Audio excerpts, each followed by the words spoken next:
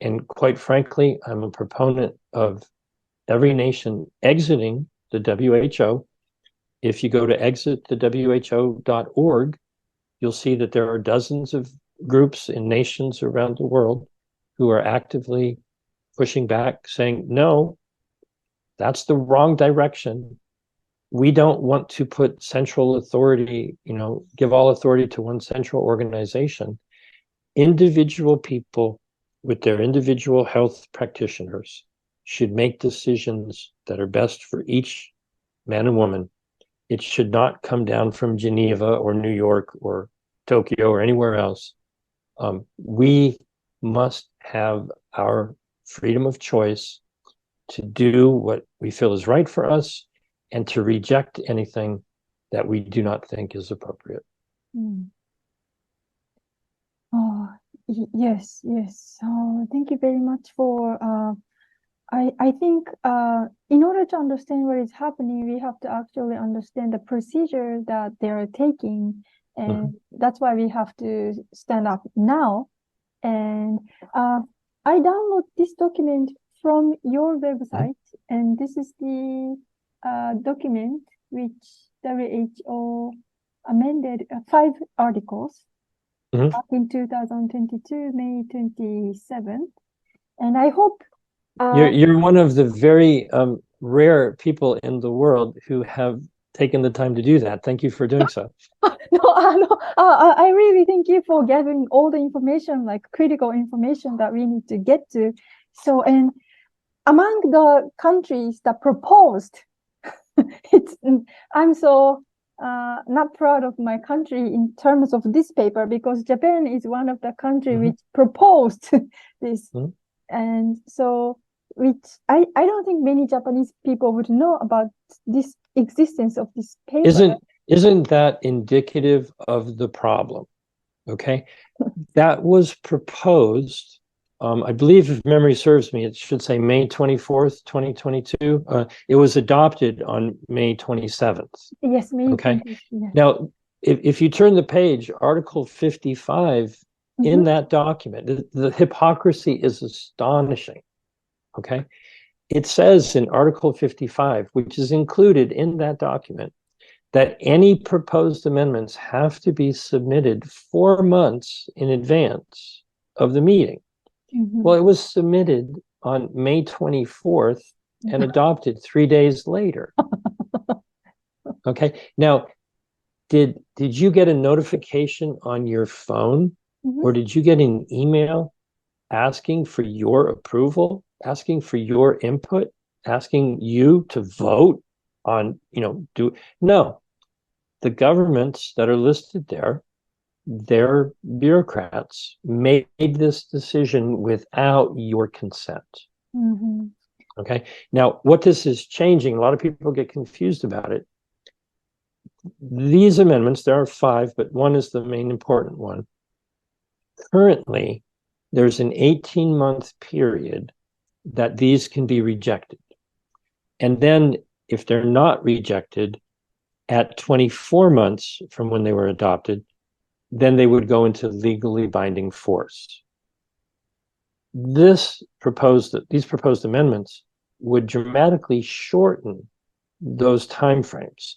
It would shorten the period of rejection from 18 down to 10 months, and the entry into force from 24 down to 12 months.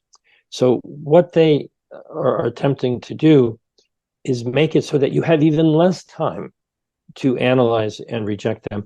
There's 197 pages with 300 amendments, and they want to shorten the period to review that from 18 down to 10 months.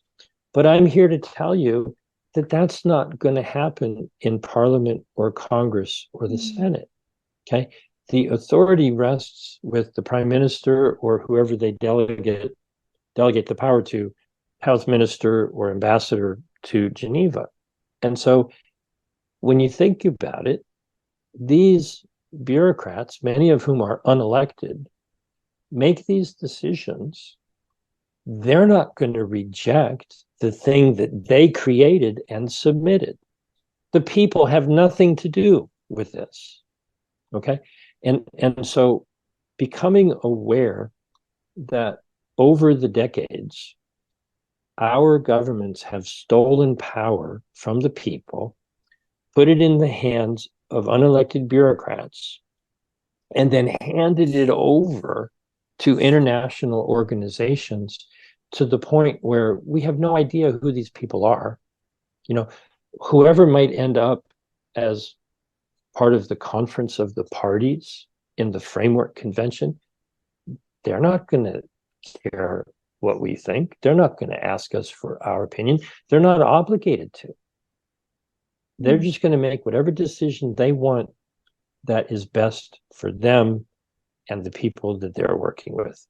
The actual health of people around the world is actually inconsequential. They don't care. They have access to billions of dollars.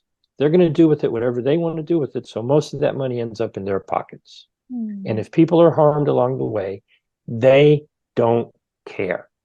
Because if they cared, they would be asking us what we think. Okay. Now, last September, it's almost a year. I think it was September 9th. Last year, I put out a request to people around the world to take out their phone. I mean, everybody's got one of these probably, right? With a camera on it or whatever kind of camera, or you know somebody who has a phone. And I asked people to speak into the phone. Tell me, you know, what it is your feelings are. Well, I have another website. It's called screwthewho.com. Now, some people may be offended by that. I apologize, but you know, that's the general attitude. And so if you go to screwthewho.com, there are several hundred videos of people who have spoken whatever their opinion is.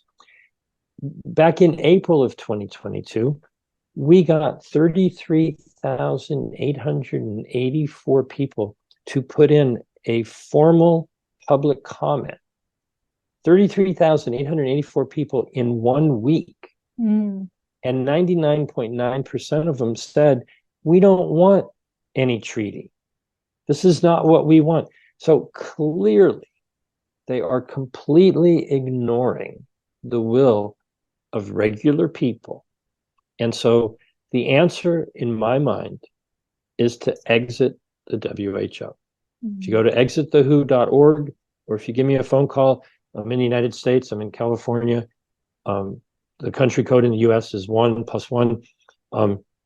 My phone number is 310-619-3055. I think that's how you and I got connected. You probably saw my number somewhere and you reached out to me. Happy to talk to anybody on the planet about the details in regards to this. The simple answer is take this video, take the link to this video, and share it with absolutely everybody that you possibly can. And spread the word, because most people have no idea that any of this has been happening, is happening, and is going to continue to happen. And, you know, I do not consent. They do not have my permission to do this. I'm just one person. But, you know, all of the many billions of people around the world, speak up. Say what you want to say. Yes, thank you very much for this great informative talk. And you've been publishing a lot of the critical documents on your website. So I will keep reading your work. And plus, I'm right now reading this pamphlet which you wrote, The People's Guide to the Proposed Amendments to the International Health Regulations. And it's very, very compact, but it's very easy to understand. I'm glad you feel that way. You know, it's a free PDF. Anybody can download it. That's on stoptheamendments.com. And there's 197 pages of amendments and 97 pages from the final report of the International Health Review Committee, International Health Regulations Review Committee. So I condensed it down into less than 20 pages. And, you know, I'm glad you found it easy to read. one of the main things in there is a list of all of the things that they're not considering. The WHO is given the authority in their constitution to do things like the nomenclature or the wording of various ailments and things like that. They're supposed to do regulations for the purity and safety of medications. They're supposed to deal with regulating certain things, and they're not doing any of that. They're failing to do the things that they should be doing. Not doing studies on the fact that masks don't work. I put up a whole website called maskcharade.com.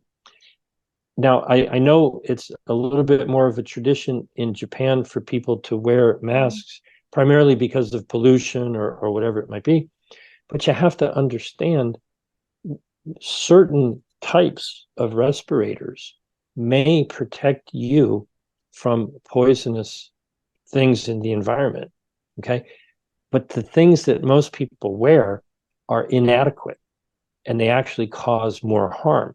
So if you are concerned about chemical pollution or pathogens or mold or viruses or whatever, okay, wearing a mask that does harm makes no sense at all.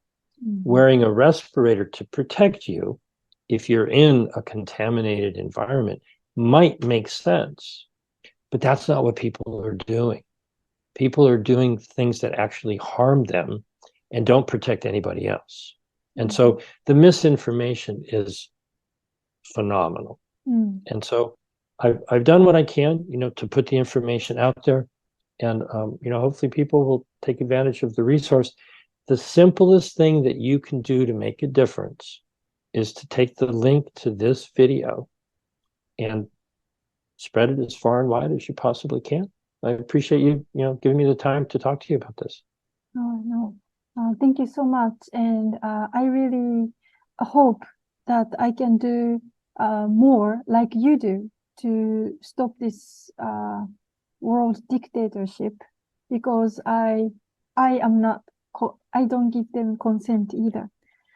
So that's what we all need to do.